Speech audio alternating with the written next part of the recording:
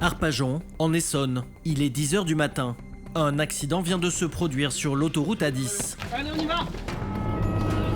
Jeune médecin de 34 ans, Iman est déjà très expérimentée et heureusement, car elle va être confrontée à une situation d'une extrême gravité.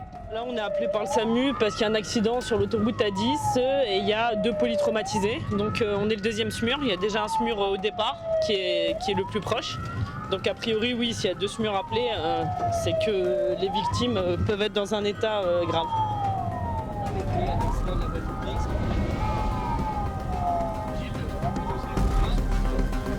Un seul véhicule impliqué, ce pick-up, a tapé le muret central, puis fait plusieurs tonneaux. À bord, un couple d'une 60aine d'années.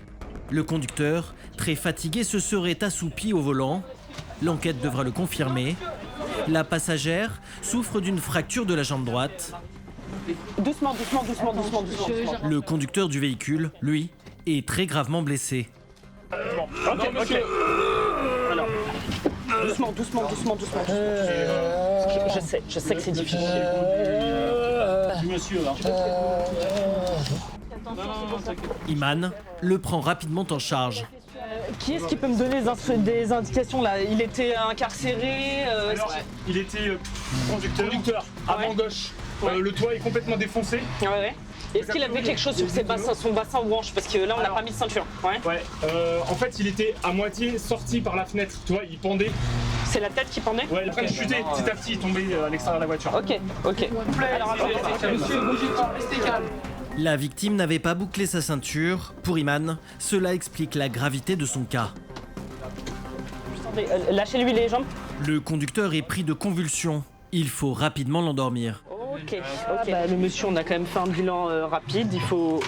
Il est dans un état d'agitation neurologique, donc clairement, il faut le sédater et protéger ses voies aériennes supérieures. Donc on va l'intuber. Là, tu peux intuber Iman. Attends, je tense attention parce que je vais te faire préparer de la noradré avant, selon l'intention. L'urgentiste veut endormir la victime pour la calmer. Je prépare des médicaments pour pouvoir maintenir son coma artificiel et le soulager au niveau douleur en même temps. Le stress monte. Iman ferme les fenêtres afin d'entendre au mieux les battements du cœur du blessé. Une orange? Marie, t'es prête dans combien de temps? Je suis prête, la galette. T'es prête? La médecin peut commencer l'intubation, mais la tâche est difficile. Alors, est-ce que l'aspi est prête? Tu peux me l'allumer, s'il te plaît? C'est bourré de sang. Ouais, c'est pour ça que je mets. Iman a du mal à insérer la sonde, la gorge est encombrée. Avance. Tiens, voilà. Elle parvient finalement à l'intuber. Attends, enlève ta main, juste Marie. Ok, indexation après à 19. Vas-y. Maintenant que le patient est calme, la médecin peut inspecter ses blessures à la tête. Là, je vais faire un bilan de ses lésions cérébrales et pour pouvoir passer rapidement mon bilan à la régulation. T'as vu une plaie ou pas derrière?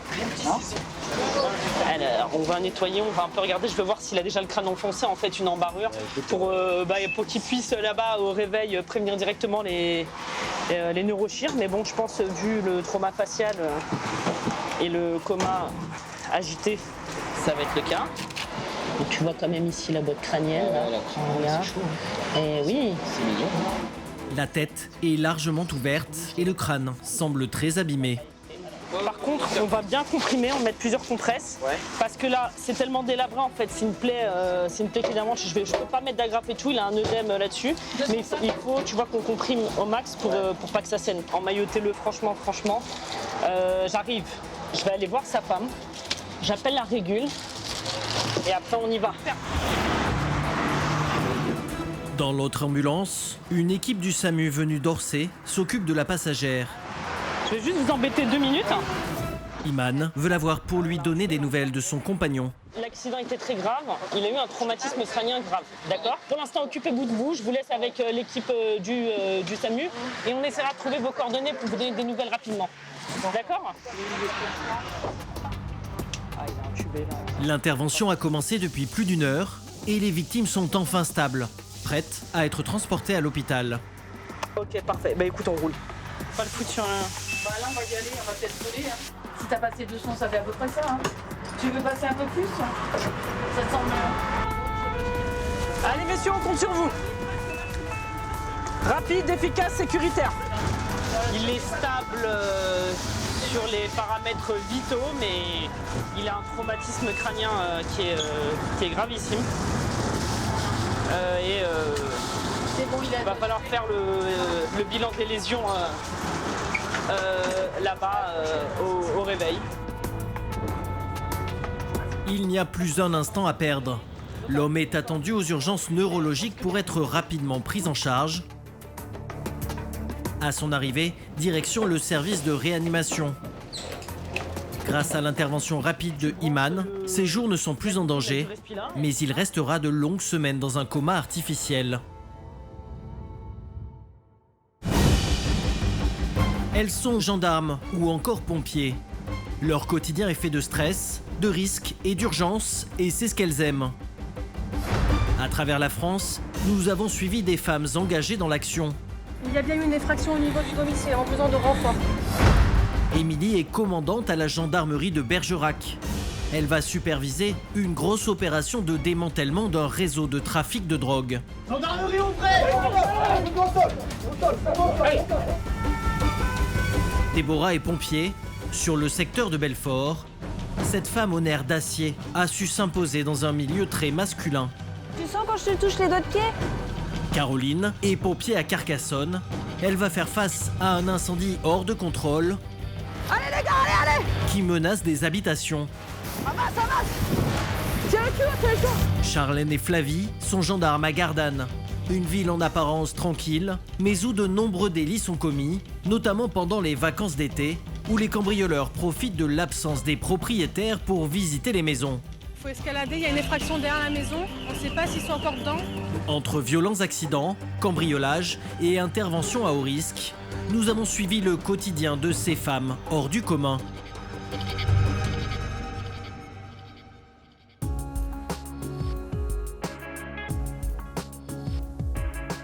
Ce matin, à Belfort, Déborah, 35 ans, prend son service.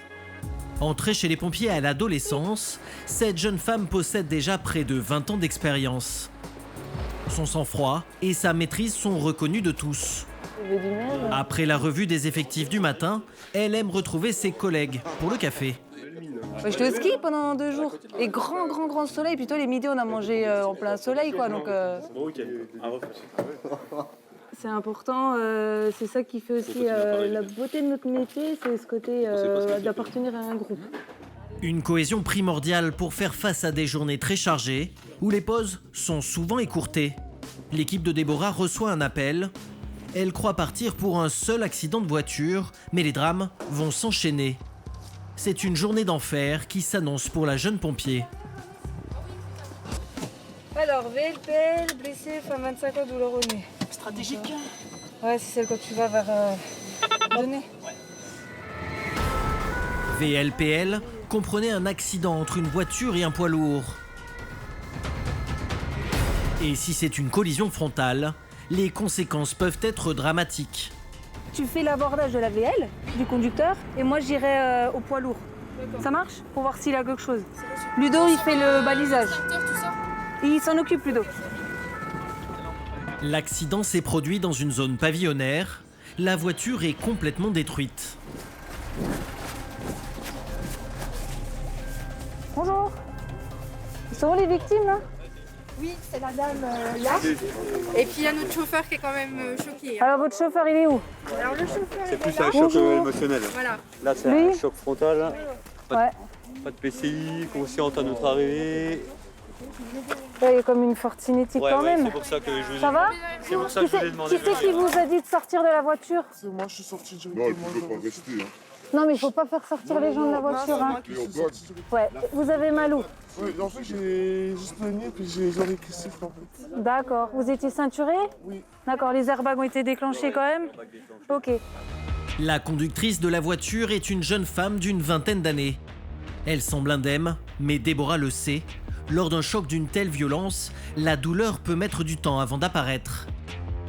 Donnez-moi les mains. Serré?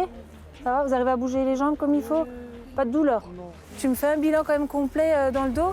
Sa collègue maintient la tête de la victime pour protéger ses cervicales. Ouais. Vous rouliez vite? Je suis pas la police, hein. Moi j'ai besoin de savoir. D'accord. Il s'est passé quoi exactement là? En fait, j'ai regardé le soleil. Ah, ok. La pompier doit maintenant s'assurer de l'état du conducteur du camion poubelle, apparemment très choqué. Monsieur, ça va?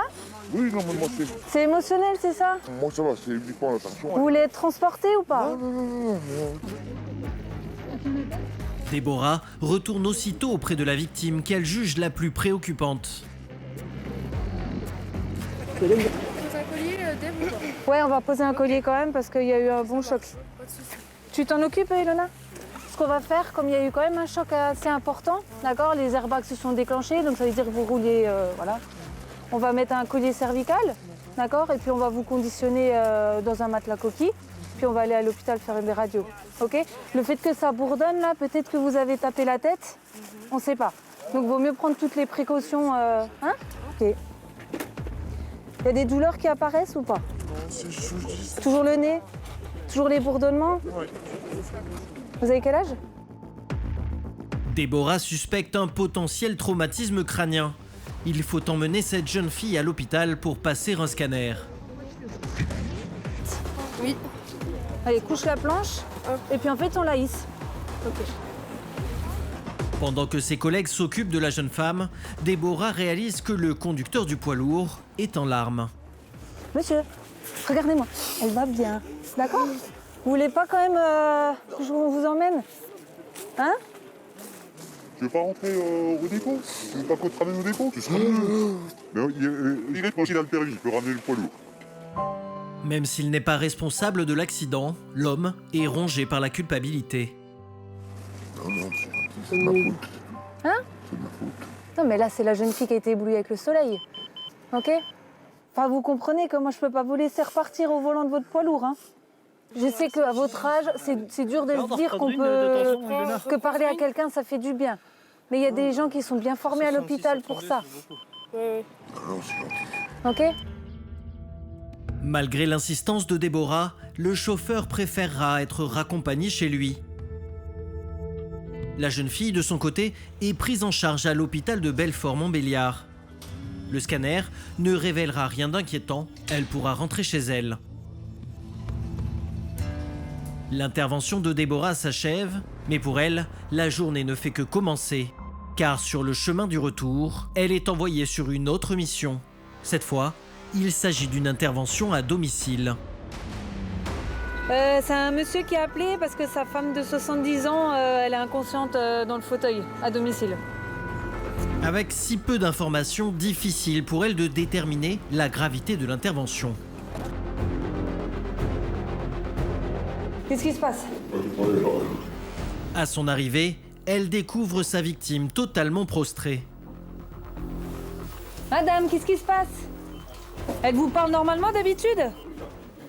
Son état est inquiétant, elle ne réagit pas aux appels de Déborah. Madame, c'est les pompiers. Elle a convulsé ou quelque chose? Elle a tremblé? Non, elle est là. D'habitude, elle vous parle normalement? Oui. Mais là, ça fait combien de temps qu'elle est comme ça? Bah, c'est lui qui vient. Elle fait des crises d'épilepsie ou des choses comme ça? Non. Elle prend des médicaments pour quelque chose? Non. Rien du tout. Elle était à l'hôpital dernièrement? Non plus. Le cas est préoccupant, car la victime de Déborah n'a manifesté aucun symptôme. Tu me prends une lampe, Ludo, tu me testes les pupilles? En observant les réactions des pupilles, Déborah peut vérifier si la victime est dans le coma. Et elle ne réagit que très peu. Serrez-moi les mains. Déborah multiplie les sollicitations, mais rien n'y fait. Ouvrez la bouche. D'habitude, elle réagit bien. Ouvrez la bouche. Bah là, on a une dame de 70 ans qui d'habitude va très bien, parle très bien. Elle a pas de maladie, rien du tout. Elle prend pas de médicaments. La jeune pompier contacte immédiatement le médecin régulateur du SAMU. Oui, bonjour, c'est le VSAV1 Belfort-Nord. J'ai une dame de 70 ans. Son mari, depuis 9 heures, l'a trouvée dans une position avachie dans le fauteuil. Il pensait qu'elle dormait. Et en fait, en essayant de la stimuler, elle ne dort pas du tout. Alors, elle est consciente, mais autre part. Elle réagit à rien du tout. J'ai une suspicion d'AVC quand même. On l'emmène. En cas d'AVC, chaque minute compte. Au téléphone, le médecin régulateur demande un transport d'urgence à l'hôpital. Ok, ça marche. Merci. On l'emmène rapidement aux urgences. Toute l'équipe se met en branle. Car il y a 5 étages à descendre par un escalier étroit. Attends, tu sais quoi, remplace Madeleine là, parce qu'elle a le poil plus lourd. Ils ont le poil plus lourd. Là, on l'emmène aux urgences, parce que le médecin ne peut pas se déplacer, donc il nous a demandé de l'emmener rapidement à l'hôpital. Pour Déborah, la victime est dans un état grave. On va préparer l'oxygène quand même, parce qu'elle a 92%. La jeune femme se prépare à toute éventualité. Mais en l'absence d'un médecin, la victime ne peut recevoir que les premiers soins. Là, si vraiment on part sur un AVC, ça veut dire qu'il y a une artère, une petite veine du cerveau qui est obstruée. Et il faut vite désobstruer cette veine ou cette artère, sinon il y a des séquelles à vie. Donc oui, il y a une urgence là. Déborah a réussi à stabiliser sa victime. À leur arrivée, direction le service de réanimation.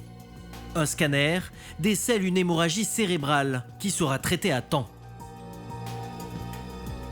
Grâce au bon réflexe des pompiers, la patiente aura la vie sauve. Après ces 2 interventions, Déborah rentre enfin à la caserne. À peine arrivée, elle reprépare aussitôt son ambulance pour un nouveau départ. Une vie à 100 à l'heure, et Déborah adore ce métier. Mon grand-père était pompier à l'aéroport, il était volontaire à Mulhouse et c'est vrai que j'ai toujours été un petit peu en admiration quand il me racontait ces petites histoires en intervention. Après, je pense que c'est beaucoup la fascination pour le feu, l'urgence, le besoin d'être utile et puis d'appartenir à une équipe. Il est maintenant 12h30. Déborah va essayer de déjeuner à peu près normalement. Je vais te prendre en photo. Je suis en train de prendre la place de Nico. Comment? Je vais te prendre en photo. Pour toutes les interventions, on est en train de faire du sport, manger, à la douche. Voilà, le pipi sonne, on part. On a 2 minutes pour être dans le camion, prêt à partir. Il est 13h. En ville, l'activité bat son plein. Les restaurants se remplissent et les écoles se vident pour le déjeuner. Un horaire critique. D'ailleurs, pas le temps de terminer un repas, un nouvel accident de la route vient de se produire. Cette fois, il va toucher encore plus profondément Déborah.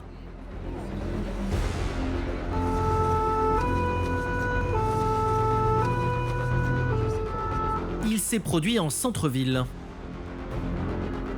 On part sur un accident de circulation, une petite fille de 8 ans qui s'est fait renverser sur voie publique. Déborah est tendue car une mineure est impliquée. C'est forcément une intervention un petit peu plus difficile, où là on pense souvent à nos enfants. C'est la hantise de nombreux pompiers. En arrivant sur les lieux, elle découvre une petite fille allongée le long du trottoir. Bonjour, qu'est-ce qui s'est passé alors? Elle a été percutée par un véhicule, elle a traversé au rouge. Ouais. Elle est tombée au sol, elle a mal aux jambes. Il roulait vite le monsieur? Oui, bonjour. Non, vitesse normale. Elle n'a pas touché la tête apparemment. Elle se plaint de douleur aux jambes. J'ai pas vu de plaie apparemment. Pour Déborah, la situation est compliquée. Intervenir sur un enfant demande beaucoup de précautions. C'est comment ton prénom? Sohan, 7 ans. Une Sohan. jambe qui n'arrive pas à bouger. C'est laquelle de jambe que tu n'arrives pas à bouger? C'est celle-là. C'est la gauche? La gauche? Ce qui est un petit peu compliqué avec les enfants, c'est qu'ils ont du mal à s'exprimer. Tu sens quand je te touche les doigts de pied? Ouais. Cette fillette est très choquée, mais elle sent encore ses orteils. Un signe rassurant sur l'état de sa colonne vertébrale. Mais tout à coup, elle se plaint de douleurs inquiétantes. Tu as mal autre part? Non, à la tête, c'est tout. À la tête? À la tête derrière ou devant? Ou ça à la tête? T'as cogné la tête? Tu as cogné la tête? Fort? Face au risque de traumatisme crânien, Déborah veut l'emmener au plus vite dans l'ambulance. Mais avant de la déplacer, la secouriste doit en savoir plus sur l'état de ses jambes. Ouais, je découpe juste le pantalon pour voir si on met une attelle ou pas. Et puis, tu peux déjà préparer le brancard.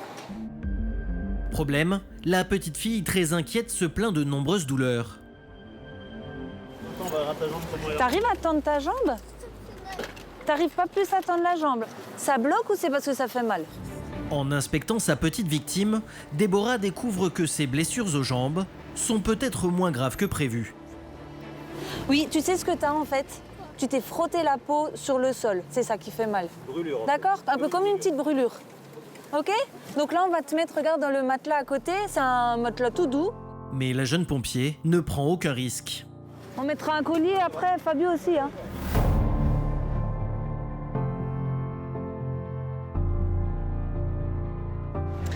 Donc c'est une jeune fille de 8 ans qui a traversé sur la voie publique le petit bonhomme était au rouge. Donc du coup, il y a une voiture qui lui est passée sur les 2 jambes. Apparemment, elle a une douleur donc, dans toute la jambe gauche. Ça serait plus des dermabrasions. Donc après, on en saura plus en faisant les radios à l'hôpital. À l'abri dans l'ambulance, Déborah et ses collègues attendent l'arrivée du SAMU. On va t'enlever un petit peu tout ça là et on va regarder un petit peu plus correctement ce que t'as. La mère de la petite victime accourt. Elle est très inquiète. Vous savez pourquoi vous n'avez pas pris le passage piéton depuis quand? J'ai cru. Il y a une voiture qui m'a laissé passer, mais pas l'autre. Ah, ça arrive souvent ça. C'est bon, c'est rien. Voilà, hormis ça, elle va faire une... Tu rejoins à l'hôpital, c'est ça? Oui, elle va faire une radio à l'hôpital et puis... Je te rejoins, Sonia, je vais en voiture, je reviens, d'accord? Elle va pas mourir, c'est tout ce que je demandais. Sors le bras de ta manche. Elle a pas de problème de santé? Non, Vas-y, tire. Les signes sont rassurants. Sa plainte vraiment principale, c'est au niveau de la cheville gauche. On a bien regardé, on a bien mobilisé et on pense plus à de la dermabrasion qu'une suspicion de fracture ou autre chose. Mais elle attend la confirmation des médecins. Ça, là, je te fais mal la plongée là? Un petit peu, ouais, d'accord. Après une rapide auscultation, les urgentistes se rangent à l'avis de Déborah. La petite fille est hors de danger.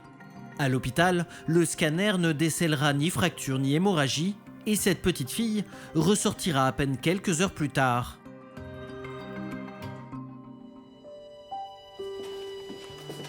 Pour Déborah, la journée s'achève. Oui, on a fait pas mal d'interventions, ça s'est bien terminé, donc on rentre à la maison tranquille, sereine. Il est 19h, la jeune femme rentre enfin chez elle. Mais pendant la nuit, d'autres femmes entrent en scène pour protéger leurs concitoyens. 5h30 du matin, à Lalinde, une petite ville à 20 km de Bergerac. Dernier briefing à la gendarmerie avant l'arrestation d'un réseau de dealers. C'est Émilie, la commandante de la compagnie qui mène l'opération, nom de code Coca 24. L'important ce matin, c'est de pouvoir se coordonner et être tous prêts à casser ou à frapper aux portes à l'heure H, c'est-à-dire à peu près vers 6h30. L'idée, c'est que dans 10 minutes max, tout le monde soit prêt à embarquer dans les véhicules pour se projeter à proximité des lieux d'intervention. Bonne chance à toutes et à tous. Dans leur viseur, 2 hommes. Le premier serait la tête du réseau. Il habiterait en plein centre-ville de la petite ville et c'est lui que les gendarmes vont interpeller en premier. À tous les effectifs engagés sur l'opération Coca 24, annoncez votre mise en place. Oui, le patrouille sur place. Il y a, comme je disais, une petite pincée d'appréhension parce qu'on se dit, voilà, on espère que tout va se passer en sécurité, qu'il n'y aura pas de blessés ni du côté des forces de l'ordre, ni du côté de nos adversaires, puisqu'on n'est pas là pour les blesser non plus. Et puis, on espère, voilà, il y a de l'excitation aussi, hein, on espère que tout va bien se passer et qu'on va réussir notre mission. Donc, c'est des moments un peu galvanisants. Voilà. À tous les effectifs engagés, j'annonce top inter à 6h30, dans 2 minutes. Les hommes du PSIG, le peloton de surveillance et d'intervention de la gendarmerie et les enquêteurs attendent l'heure fixée par Émilie pour intervenir. Vous l'avez vu le véhicule? Il est de l'autre côté. 6h30, le top intervention est donné. Arrivés devant la porte de l'appartement, les gendarmes frappent une première fois. Gendarmerie, ouvrez! Aucune réponse, ils emploient alors leur bélier. Il ouvre. Quand soudain, à l'intérieur, l'homme se manifeste. Allez, fais-toi! Allez, ouais! Il est immédiatement maîtrisé et arrêté. Laisse tout là, je monte. Allez. 6h35, d'accord? Vous êtes placé en garde à vue. La perquisition commence. Émilie et ses hommes saisissent directement les téléphones du mis en cause. Une source primordiale de renseignements. C'est quoi votre mot de passe, s'il vous plaît? Donc là, c'est les téléphones qui ont été tout de suite placés sous scellé. Et maintenant, ils vont être exploités avec une valise informatique qui nous permet d'extraire en fait les données qui sont dans le téléphone. Les gendarmes espèrent y trouver les noms de ses fournisseurs et de ses clients. La perquisition continue et les preuves s'accumulent. C'est de la résine. C'est de la résine. Ah, qui est déjà. Alors, il y en a pour la vente, et puis le gros morceau restant. Il y a quelques centaines de grammes. Il y a peut-être. Ouais. Encore des sachets avec de l'herbe là, Conditionné aussi. avec un couteau de coupe et un peu d'herbe. Voilà. Impeccable. 200 grammes de cannabis sont saisis, soit environ 600 €. Et ce n'est pas tout. 15, 16, 17, 18, 19, 20. Une liasse de billets de 20. Environ 800 € en liquide. La perquisition a payé, mais les gendarmes ne sont pas au bout de leur peine. Reste à interpeller l'autre suspect, une arrestation à haut risque. Il est mineur et serait armé. C'est Patrice qui est en charge de son interpellation. Oui, ça présente toujours des risques. Pour le jeune où on va, donc apparemment il a une arme, donc on ne sait pas la situation à laquelle on va être confronté. Donc est-ce qu'il est factice ou pas, est-ce qu'il l'a sur lui, il l'a pas sur lui, est-ce qu'il l'a dans la voiture ou pas, on est toujours méfiant. Donc ça présente toujours des risques. Arrivé au domicile des parents du suspect. Allez, c'est parti les gars. Les hommes du PSIG se mettent en place. Ils pénètrent armes au poing dans le domicile. À l'étage, ils tombent nez à nez avec les parents du jeune homme qui tentent de les retenir. Il a rien, monsieur, sur lui, hein. Ne le faites pas mal, monsieur. Ouvre la porte. Au même moment, un bruit attire l'attention des gendarmes. Oula, il y en a qui s'enfuient là-bas, derrière. Le suspect est en train de fuir par la fenêtre de sa chambre. Mais 2 hommes du PSIG le tiennent en joue et l'empêchent de sortir. Derrière jeté, là.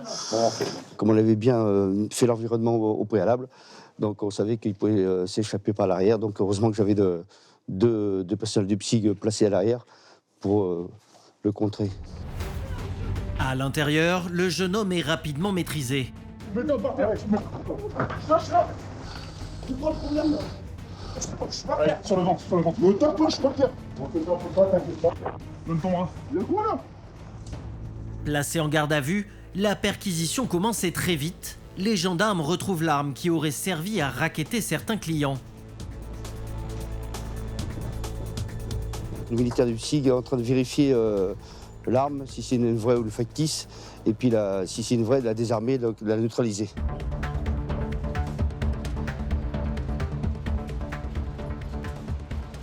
Ouais, c'est une factice. C'est une factice? D'accord. Mais enfin, ça ressemble bien à une vraie quand même, hein. Une personne qui utilise une arme factice pour commettre un délit encourt exactement les mêmes peines que si l'arme avait été réelle. Cette découverte va peser lourd dans le dossier du jeune homme. Regarde, par rapport aux nôtres, là aussi, pro. Parce qu'on ne voulait pas qu'une arme se balade dans la nature sans qu'on sache si c'est une vraie ou une fausse. Donc là, c'est mission accomplie. Le suspect est rapidement conduit à la brigade pour y être entendu.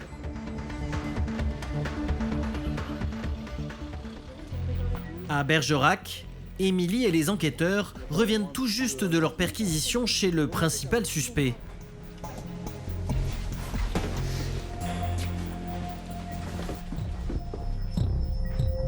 Très vite, l'exploitation des téléphones paye. T'as les méthodes de mine sur les photos. Intéressante. La résine. Regardez la quantité. Quoi. Ah oui. Et les enquêteurs font même une découverte étonnante. L'homme faisait la promotion de son trafic sur les réseaux sociaux.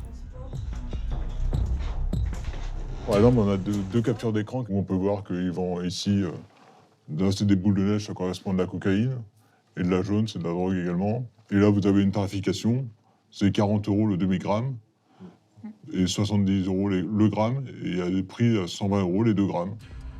Et ces techniques de vente étaient très au point.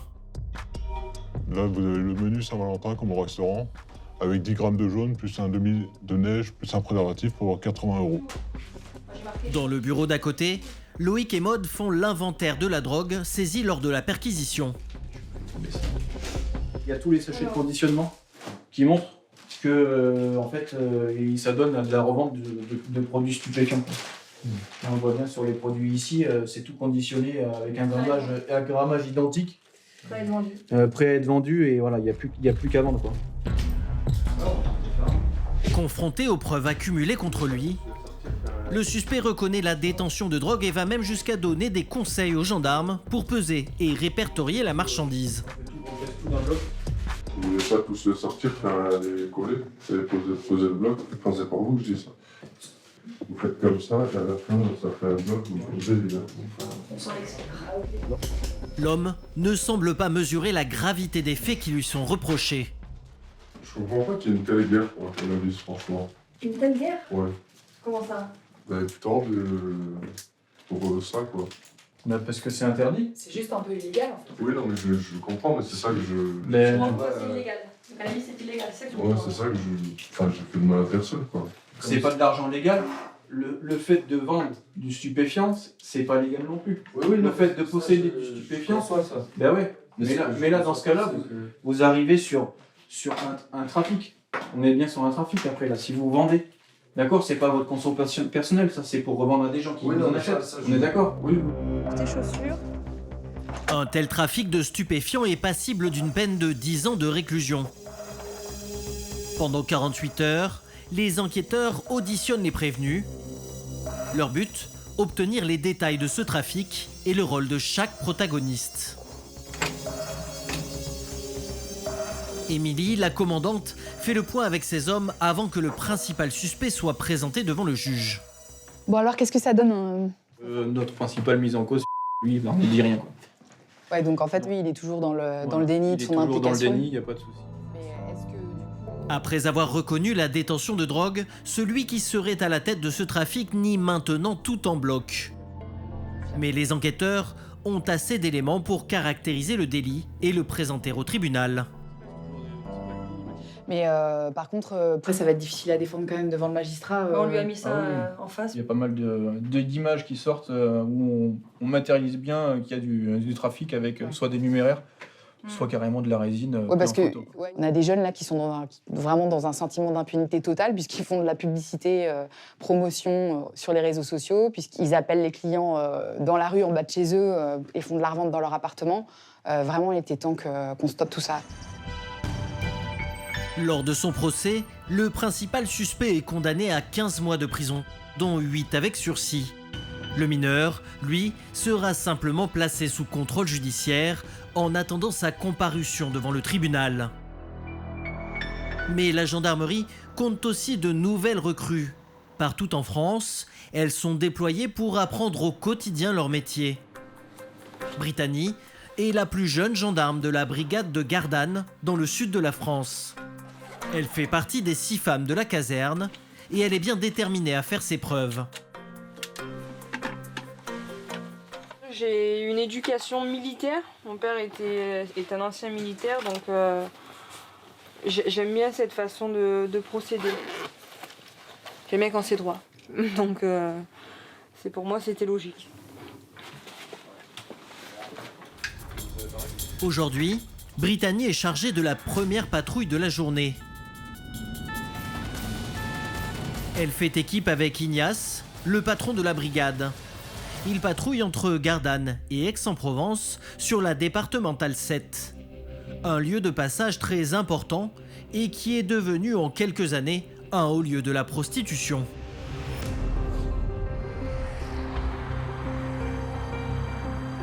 Et justement, à un croisement, totalement isolé et en rase campagne, ces deux jeunes femmes sont visiblement en train de racoler d'éventuels clients. Les gendarmes décident de les contrôler. Pièce d'identité, s'il vous plaît. Non, j'ai des photos. Donnez-moi le papier. La date de naissance. 997. Les jeunes femmes, âgées de 23 ans, sont étrangères.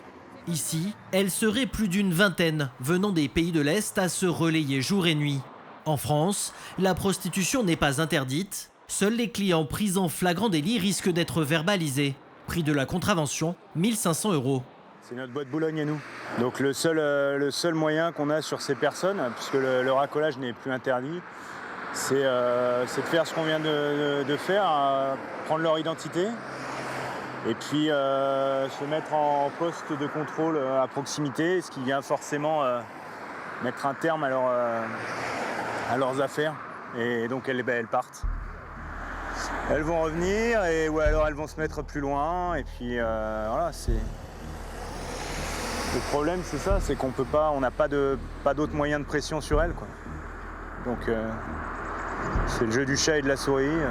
Faute de flagrant délit et de clients, Brittany et Ignace reprennent la route. Et c'est vrai que c'est surtout l'activité des beaux jours, quoi. Ça revient avec le printemps. La prostitution dans les Bouches-du-Rhône ne sévit plus uniquement à Marseille ou à Aix-en-Provence, mais touche également la campagne environnante. Une délinquance qui vient s'ajouter à celle du quotidien. Et justement, Brittany et Ignace sont à ce moment-là appelés pour une affaire courante dans la région. Il y a un monsieur qui m'appelle parce qu'il y a un automobiliste qui se serait arrêté et qui prendrait des pierres chez lui. Sauf que c'est en train de s'échauffer un peu au téléphone. Les murets de pierres sèches sont typiques de la région. Certains n'hésitent pas à les détruire pour voler ce minerai utilisé pour la construction et qui peut coûter dans le commerce jusqu'à 60 € le kilo. Ignace le sait, l'altercation peut très vite dégénérer. Il faut faire vite. Ouais, merci. Messieurs, bonjour. Ah, c'est vous ? Quel est le problème ? Ouais, le problème c'est que tout le monde banca, tout le monde se sert et ce monsieur il a chopé en train de prendre les pierres et le banca il est en train de partir en ligne. Oui, j'ai remis les pierres, regardez. J'habite à Luynes, à 3 km, donc je fais un petit muret de pierres chez moi et voilà, je récupère juste des pierres, elles étaient en bord de route, je les ai juste détachées de la pierre. Regardez, je me suis même excusé auprès du monsieur, je savais pas que c'était une propriété privée. Voilà, j'en suis désolé, j'ai remis les pierres, j'ai rien volé, je vais pas construire ma maison avec, c'est pour faire un petit banca en pierre, quoi, c'est tout, y a rien de... Je les ai remises. Et donc vous, votre terrain, c'est quoi exactement ? Tout ça ? À partir de là. Avec la ruine ici ? La ruine ici, voilà. Je veux dire, je peux pas rentrer, les prendre dans la maison, vous voyez, je les ai pris là. Tout le monde se permet. Ben d'accord, mais enfin, quand même. Ouais, mais attendez, mais j'ai 47 ans, comme je vous ai dit. Oh, c'est bon, on se calme là. Et il a rendu toutes les pierres. Oui. On va en rester là cette fois-ci, on est d'accord ? Mais bien sûr, il n'y a aucun problème. Le calme revient et le propriétaire des pierres en profite pour dénoncer une situation qui ne cesse de se détériorer. C'est Serbe, sans compter les putes qui vont dans la colline, tout ça, la dame elle sait combien de fois j'ai... Et là ça recommence, c'est lamentable de voir ça aussi. Au même moment, Brittany repère justement une des prostituées contrôlées plus tôt. Elle est à bord de cette voiture avec un client potentiel. Et pourquoi je vous arrête ? La dame. Le conducteur tente de se justifier. Monsieur, bonjour. Il ne s'est rien passé, c'est pas parce que Ah non, mais je peux pas. Je vous ai pas pris sur le fait, c'est juste que je vous arrête pour vous expliquer que D'accord. c'est interdit. L'identité de la demoiselle, je vais la prendre aussi, comme d'habitude. Donc vous allez pouvoir redéposer madame ? Oui, je la dépose. Non, ici, là. Voilà, c'est fini. La jeune femme, après avoir donné à nouveau son identité, quitte le véhicule pour rejoindre la départementale 7 et continuer plus loin à vendre ses charmes. C'est pour vous parce que ça peut coûter bien cher si on vous prend sur le fait. D'accord, merci bien. Bonne journée, monsieur. Merci. Elle n'a qu'un recours, c'est de l'informer sur le montant de l'amende qui est de 1 500 €. Au même instant, Bonjour, les papiers s'il vous plaît. le lieutenant arrête un motard qui vient de déposer l'autre prostituée. Vous savez qu'avoir recours à la prostitution, c'est interdit? Oui, mais je ne l'ai pas touché alors. Madame, vous allez aller voir ma collègue qui est là, hein, présenter une pièce d'identité. Vous savez que c'est interdit ou pas? Je sais que c'est interdit, mais c'est quoi votre preuve, monsieur? Non, mais je préfère vous prévenir, puisque je vous ai pas pris en flagrant. Non, non, voilà, Hein? je sais. Il n'y a pas de flagrant délit, donc ouais. Elle voulait faire un tour, je l'ai ramené. Le motard semble bien connaître le cadre juridique qui entoure la prostitution. Sans flagrant délit, là encore, Ignace ne peut rien faire. Juste un simple rappel à la loi. Quelques jours plus tard, ce sont deux autres femmes gendarmes, Charlène et Flavie, qui assurent les patrouilles du matin. Elles sont à quelques kilomètres de la brigade, dans un de ces villages où on trouve de belles villas retirées au milieu des pins. Un calme apparent seulement car depuis plusieurs mois, ces villas sont la cible des cambrioleurs qui agissent en véritable bande organisée. Et justement, elles sont appelées en urgence pour une suspicion d'effraction. Là, il y a eu un déclenchement d'alarme. Donc, faut qu'on y aille tout de suite, quoi, pour voir ce qui se passe exactement. C'est peut-être un cambriolage en cours, on n'en sait rien. À toutes les patrouilles sur Gardanne, ici Pam Gardanne, nous sommes à 500 mètres des lieux. Les jeunes femmes se garent loin de la villa où l'alarme est déclenchée, pour ne pas alerter les éventuels cambrioleurs qui pourraient y être encore présents. Flavie et Charlène s'engagent.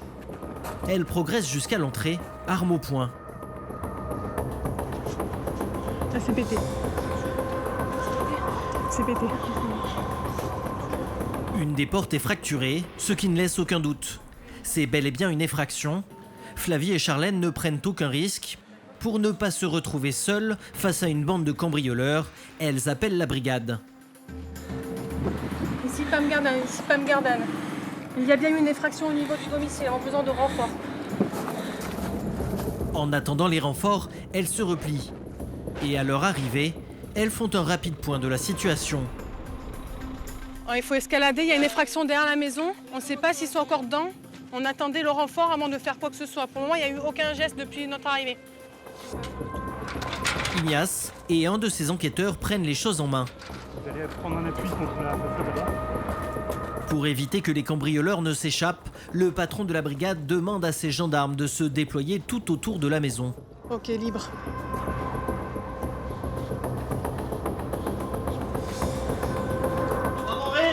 Ils inspectent chaque pièce et passent au crible la maison pour voir si aucun des suspects n'y est caché. Il y a une pièce en face. Ouais, on fait le bouchon, allez.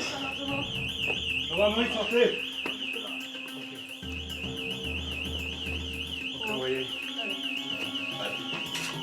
Il y a un deuxième étage. Mais les lieux sont vides, pas de traces des cambrioleurs. C'est bon pour le moment. Là, il reste encore... Juste les abords, je sais pas, mais pour le moment on a fait la maison. Pour le lieutenant, il reste encore... Une pièce. En l'absence des propriétaires, cette maison au volet fermé a certainement attiré leur attention. Ils sont allés jusqu'à faire sauter les barres de fer qui sécurisaient les fenêtres. Oh, ça a été fait avec un pied de biche, ça.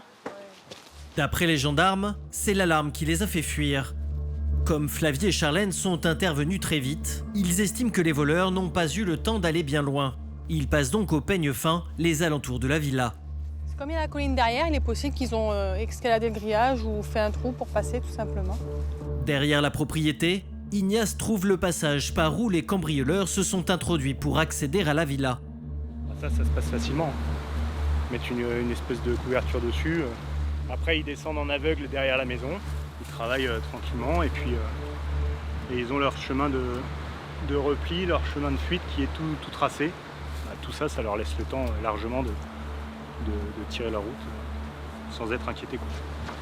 Alerté par les gendarmes, le propriétaire revient rapidement chez lui. Il fait l'état des lieux et de tout ce qui a pu lui être dérobé. Là, il manque mon iPad, mais bon... L'iPad, il était branché là. Connecté, le fil. Ouais. Le butin est maigre, seule une tablette électronique a été volée. Pour le lieutenant, le préjudice aurait pu être plus lourd si les cambrioleurs n'avaient pas été dérangés. beaucoup de cambriolages, voilà, souvent par vague. On a parfois des bandes relativement bien organisées qui font d'abord toute une phase de repérage sur la région et qui après passent à l'acte. Charlène et Flavie risquent donc de reprendre rapidement du service. C'est pour ça qu'on a projeté immédiatement un maximum de patrouilles disponibles, c'est ce qu'on essaye de faire, puisque on est conscient qu'une même bande peut commettre de multiples faits de ce genre. Des interventions toujours plus dangereuses, où les premières arrivées sur les lieux risquent parfois leur vie. Des risques qu'assument quotidiennement les femmes sapeurs-pompiers de France. À la caserne de Carcassonne, il est 11h30, un départ incendie vient d'être signalé. Joël et Caroline prennent le départ à bord d'un camion-citerne feu de forêt. Il contient 12 000 litres d'eau, c'est le plus gros engin de la caserne. On part pour un feu de broussailles sur le secteur de Trèbes. Le secteur de Trèbes, c'est notre secteur de second appel en fait. Ça veut dire qu'il y a déjà des moyens sur les lieux. Ils demandent une montée en puissance. Pour eux, la situation est défavorable parce que le feu a sauté un chemin en fait. Donc ils ont stoppé une partie, un flanc. Mais il y a un flanc qui est en propagation libre. D'ailleurs, on voit le panache de fumée. À 29 ans, Caroline est pompier professionnelle depuis 8 ans. Aujourd'hui, elle prend pour la première fois la tête d'un camion incendie. Elle va se retrouver en première ligne. Tu vois en bas là où ça commence à prendre ses blancs et ça va devenir très rapidement. Ça montre l'intensité du feu. On va fermer les fenêtres, on va couper l'aération. C'est bon ? Au feu, le risque d'intoxication pour les pompiers est extrêmement élevé. Leur seule protection, la cabine hermétique des camions. Ne t'arrête pas là, Joël, traverse. Parce que là, on est dans le... Caroline est inquiète. En arrivant à son point de rendez-vous, elle réalise que la situation a dégénéré. Sur place, elle retrouve le commandant des opérations. Qu'est-ce que tu veux qu'on fasse ? Il faut se mettre là, il faut pas qu'il monte là. Là, on fait une ligne d'arrêt alors. Ouais, il faut l'arrêter là. Mais en quelques secondes à peine, fumée, forte chaleur, le feu arrive à toute vitesse. Caroline doit réagir sans tarder. On va sortir une longueur, Joël, il y en aura assez. Une longueur. Son équipage trouve à peine le temps de déployer la lance incendie. Allez, allez, allez, allez. Que les flammes sont déjà sur eux. Allez les gars, allez, allez. La jeune femme utilise alors sa lance à pleine puissance. Tiens le cul, tiens le cul. Près de 500 litres d'eau par minute. Avance, avance, avance. Caroline ne cédera pas un pouce de terrain. Le combat dure à peine un quart d'heure, mais elle et son équipage en sortent victorieux. On a eu chaud, mon gars. On a vraiment eu chaud. Le feu a dévoré ce champ en un rien de temps. Tiens, tiens, stop. Colle, tire ce tuyau, s'il te plaît. Tire. Ouais, okay. Tire, tire, tire. Le souffle court. Caroline emmène son équipe refroidir les bordures de l'incendie. Écoute, on va mouiller là, on va éviter la reprise. Problème, s'ils ont réussi à arrêter le feu sur leur secteur, les flammes ont bondi au-dessus de la route en contrebas. L'équipe doit revenir au camion au pas de course. Ah, on est mort là, ouais. C'est difficile. Mais malgré la fatigue, le combat continue. Colle, on déroule tout ce qu'on a, on va essayer de taper là. La proximité de cette haie de cyprès est préoccupante. S'ils s'embrasent, pompiers et camions seront vulnérables. Il est juste derrière la pinède là. Il est en train de remonter. Et là en fait on va monter au niveau du virage. Là il y a 2 villas. On va se mettre en défense de points sensibles au niveau des villas. Il ne leur reste que quelques minutes pour déplacer leur camion. Il est là. Ça là, ça brûle super vite. Là, c'est grosse pression pour les équipes là. Bah ouais, quand même, ouais. En fait, le feu est plus gros que nous. On est rôtis. Hein? On est rôtis. Le feu progresse très vite et se montre de plus en plus menaçant.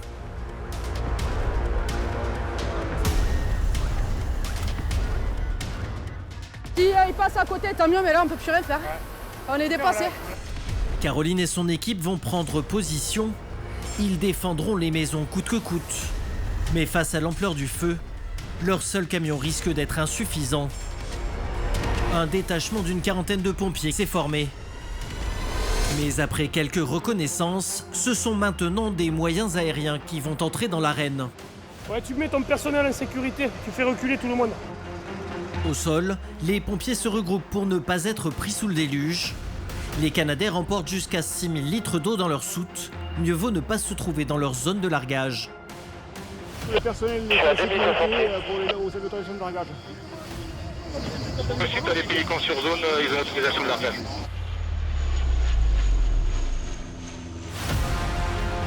L'action des Canadair est particulièrement efficace sur les feux de forêt. En quelques minutes, ils vont stopper l'incendie. Pour Caroline et ses collègues, le balai des avions est un soulagement. T'as repris les couleurs. Ça va. T'as bien géré. Pourquoi j'étais blanche? Oui, quand on est arrivé, je me souviens pas bien. J'en pouvais plus, j'étais mort. Ben, on aurait continué. Mais... Grâce à l'action combinée des forces terrestres et aériennes, les pompiers ont réussi à protéger in extremis les habitations des villages alentours. Pour Caroline, cette première journée en tant que chef d'équipe s'achève et elle aura été chargée en émotions. Il y en a eu de l'inquiétude, mais bon. Il y a eu de l'inquiétude pour les gens, on a eu des civils qui se sont présentés sur le feu, mais ils ne se rendent pas compte des dangers. On a eu de l'inquiétude pour les biens, les maisons qu'on devait protéger. Et après, un petit peu d'inquiétude pour nous aussi quand même. C'est important de rentrer tous ensemble. Ah bah, c'est plus qu'important, ça c'est primordial, c'est ce qui passe au-dessus de tout là, c'est l'équipage. Partout en France, les métiers de la police, de la gendarmerie ou des pompiers se féminisent. Chaque année, le nombre de femmes engagées comme Caroline, Brittany ou Déborah augmente. Autant de nouvelles héroïnes qui volent chaque jour au secours de la population.